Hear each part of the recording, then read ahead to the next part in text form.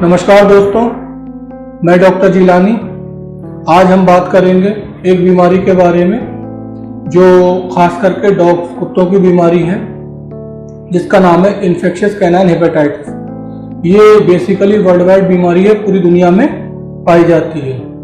और इसकी एक खास बात ये है, ये भी एक कंटाजियस डिजीज है। कंटाजियस डिजीज का मतलब ऐसा होता है जो कॉन्टैक्ट से फैले, या जो इन्फेक्टेड डॉग है वो जहाँ जहाँ गया है और जाने के बाद उसने जहाँ जहाँ अपनी यूरिन, फीसेज या सलाइवा जो लार होती है टपकाई है, वहाँ कोई भी हेल्दी डॉग अगर आता है, उसे टच करता है, तो वो बीमारी उसके अंदर चली जाएगी, या इन्फेक्टेड डॉग के कांटेक्ट में आने से हेल्दी डॉग को ये हो जाएगी। इसके अलावा जो होता है कि जो सामान या जो खाने पीने का जो इंस्ट्रूमेंट इस्तेमाल हो रहे हैं इन्फेक्टेड डॉग के लिए, तो अगर वो हेल्दी डॉग के टच में आते हैं तो हेल्दी डॉग को ये बीमारी हो जाएगी। ये बीमारी जो होती है खास करके एक डीएनए वायरस से होती है जो नॉन इन्वेलप होता है, मतलब कोई कवरिंग उसकी नहीं होती है। और ये वायरस जो है इसे कैनाइन एडिनो वायरस 1 कहते हैं। ये वायरस जो करता है, मेन चीज जो करता है वो होता है डॉग की आंखें जो होती हैं वो उसमें ओपेसिटी आ जाती है और ब्लू रंग की हो जाती है, तो ब्लू आई की तरह लगती हैं। इस वायरस की एक खास बात ये है कि ये वायरस जो लिपिड आपका चिकनी चीजें होती हैं जैसे कि ईथर है, एसिड्स हैं और फॉर्मालिन, इनके लिए रेजिस्टेंट होता है। अगर इससे हम उस चीज की सफाई करते हैं या कुछ भी करते हैं तो ये वायरस जो है नहीं मरेगा। और इस वायरस की खास बात ये होती है कि ये जब होस्ट के बाहर होता है, यानी कि जिसको इन्फेक्ट करना है उसके बाहर है, तब भी ये महीनों तक जिंदा रहता है। और जो आपका सोडियम हाइपोक्लोराइट है, इस समय कोरोना में जो सैनिटाइजर के रूप में सबसे ज़्यादा इस्तेमाल हो रहा है सोडियम हाइपोक्लोराइट, ये 1 से 3% सॉल्यूशन जो होता है डिसइंफेक्टेंट के रूप में अगर इसका इस्तेमाल करते हैं तो ये वायरस को किल कर देता है। ये इसकी अच्छाई बहुत अच्छी है। लेकिन सबसे बड़ी परेशानी इसमें क्या है? इसमें सबसे बड़ी परेशानी ये है कि जो इन्फेक्टेड डॉग था वो ट्रीट होने के बाद जब वो रिकवर हो जाता है तो वो कई महीनों तक, यानी कि 6, 7, 8 महीने तक उस वायरस को अपनी यूरिन में, पेशाब में जो होता है शेड करता रहता है, फैलाता रहता है, जिसकी वजह से जो हेल्दी डॉग है वो कांटेक्ट में आने से या इंजेक्शन करने से यूरिन, डंग और सलाइवा अगर वो कोई चीज़ खा रहे हैं उसके आसपास ये पड़ा हुआ है तो ये उस कंटामिनेशन से उनके अंदर चला जाता है और इन्फेक्शन कर देता है। मोर्टिलिटी की अगर हम बात करते हैं तो मोर्टिलिटी जो है वो 30% तक होती है, लेकिन जो यंग डॉग होते हैं उनमें खास करके देखा गया है मोर्टिलिटी ज्यादा होती है पप्स में, जबकि ओल्ड डॉग्स में इतनी ज्यादा मोर्टिलिटी नहीं होती। इंक्यूबेशन पीरियड जो होता है इस बीमारी का 4 से 9 दिन होता है, मतलब इसी दरमियान जो होता है बीमारी अपने पीक पे रहेगी। और फीवर जो होता है बाइफेजिक होता है, इनिशियल में बहुत हाई फीवर होगा, फिर लेटर स्टेज पे फीवर होता है। तो इसमें क्या होता है कि अगर फीवर नॉर्मली जो होता है ये 6 दिन के अंदर उतर जाता है। अगर फीवर विदिन 1 डे अगर उतर रहा है तो अगर जो भी आपको सिम्टम मिलेगा, सबसे जरूरी ब्लड टेस्ट आप कराएंगे तो उसमें ल्यूकोपिनिया मिलेगा, यानी कि व्हाइट ब्लड सेल जो होती है उनकी मात्रा बहुत कम हो जाती है ब्लड में, जो इन्फेक्शन से लड़ती है, ये मिलेगा। और अगर ये 1 दिन से ज़्यादा रुकता है तो इसमें कुछ और भी लक्षण मिलेंगे बीमारी के, जैसे कि एपैथी, इसका मतलब होता है जानवर उदास रहेगा, किसी चीज़ में इंटरेस्ट नहीं रखेगा। दूसरा होता है कि जानवर जो है थरस्ट, उसे प्यास बहुत लगेगी। तीसरी चीज जो होती है वो क्या कहते हैं एनोरेक्सिया, जानवर खाना पीना नहीं खाएगा।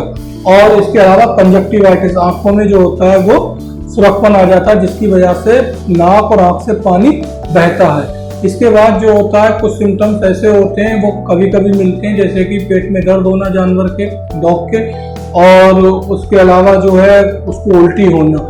और इसमें क्या होता है हाइपरेमिया हो जाता है। इसका मतलब होता है जो भी इंटरनल ऑर्गन है, शरीर के अंग हैं, उसमें खून का दौरान बहुत तेज बढ़ जाता है, जिसके कारण जो होता है जब हम, अगर हमें कोई डॉग ऐसा आता है जिसपे हमें ये शक लग रहा है कि ये इन्फेक्शियस कैनाइन हेपेटाइटिस तो नहीं है, तो उसका हम माउथ खोल के देखेंगे तो ओरल जो है पेटिकल हीमोरेजिस मिलेंगे।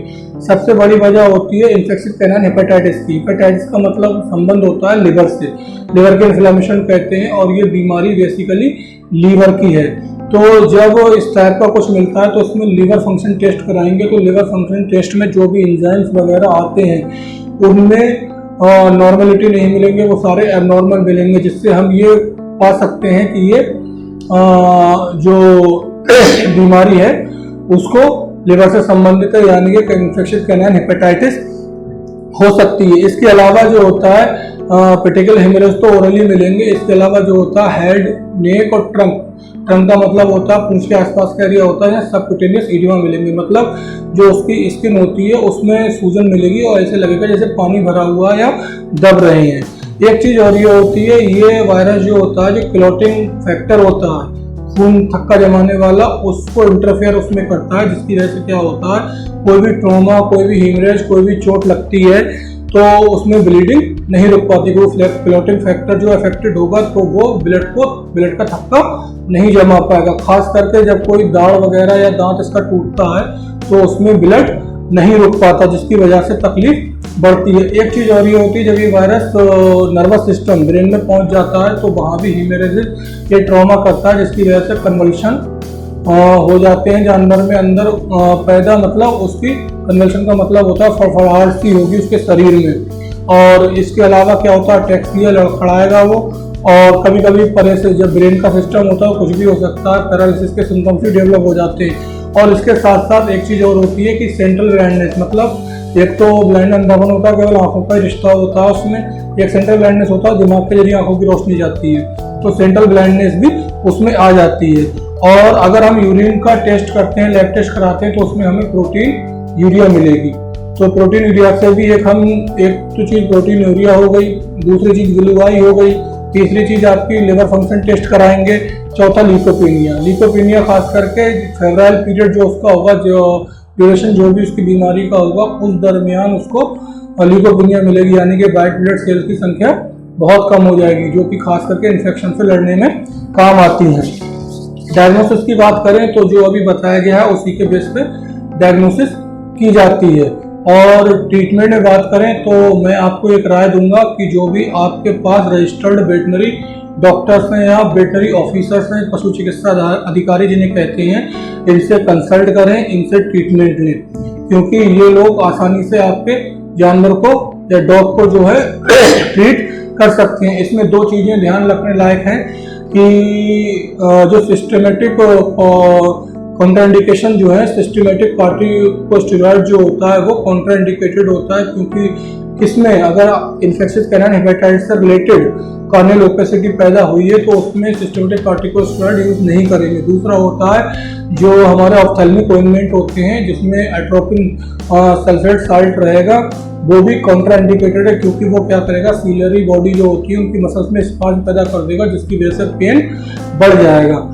ये तो ट्रीटमेंट में कॉन्ट्राइंडिकेशन की बात रही। बाकी जो ट्रीटमेंट है वो आपको जो भी आपके आसपास के रजिस्टर्ड वेटनरी डॉक्टर्स होंगे वो आपको आपके जानवर को ट्रीट करेंगे, उनके लिए जरूरी। इसमें वैक्सीनेशन के लिए अगर हम बात करें तो इसके सिम्टम्स लगभग कैनाइन डिस्टेंपर से भी मिलते हैं। कैनाइन डिस्टेंपर के बारे में आगे बताऊंगा, फिर किसी दिन वीडियो अपलोड करूंगा, वो भी एक बहुत खतरनाक बीमारी है डॉग की। तो जब कैनाइन डिस्टेंपर का वैक्सीनेशन होता है टीकाकरण, उस समय हमें इसका भी टीकाकरण कराना चाहिए। इसमें दो वैक्सीन होती हैं, एक तो एक एटीन्यूएटेड कैनाइन एडिनोवायरस 1 वैक्सीन होती है, दूसरी होती है जिसमें एटीन्यूएटेड कैनाइन एडिनोवायरस 2 जो होता है उसका लाइव स्ट्रेन होता है वायरस का। तो इसमें क्या होता है, जब हम CAV1 यानी कि कैनाइन एडिनोवायरस 1 की वैक्सीन लगाते हैं तो इसमें ये चीज़ देखा गया है कि यूनिलैटरल या बायलैटरल कार्नियल ओपेसिटी डेवलप हो जाती है और वायरस जो है वो यूरिन में शेड होने लगता है। तो इसलिए इससे बेहतर है कि हम कैनाइन एडिनोवायरस 2 की वैक्सीन प्रिफरेंशियल लगाएं, क्योंकि ये क्रॉस प्रोटेक्शन अवेल करती है किसके खिलाफ, कैनाइन एडिनोवायरस 1 के खिलाफ, और ये बेहतर रहती है। उसकी खास बात ये भी है, इससे जो है वायरस यूरिन में भी शेड नहीं होता है। तो मेरी पर्सनल राय ये है कि आपका अगर इस तरीके सिम्टम्स आपके जानवर में दिख रहे हैं तो आप जो है अपने जानवर को जल्द से जल्द, यानी कि डॉग को आप अपने कंसल्ट करें नियर बाई वेटनरी डॉक्टर से जो कि रजिस्टर्ड हो, और उसके साथ साथ उनसे इस बारे में पूरी राय लें कि क्या क्या हो सकता है, क्या क्या रख रखाव रहेंगे, कौन कौन सी डाइट्स दी जाएंगी। दोस्तों, अगर मेरा वीडियो पसंद आया हो तो इसे लाइक करें और शेयर करें ज़्यादा से ज़्यादा, ताकि जो लोग एनिमल लवर्स हैं या डॉग्स को पालते हैं उनको इसी की जानकारी मिल सके। और मेरे चैनल को सब्सक्राइब करें ताकि आपके पास सबसे पहले मैं जो भी वीडियो बनाऊं वो आपके पास पहुंचे। और मैं अगला वीडियो जो है वो कैनाइन डिस्टेम्पर या किसी और बीमारी पे लेकर आऊँगा। धन्यवाद।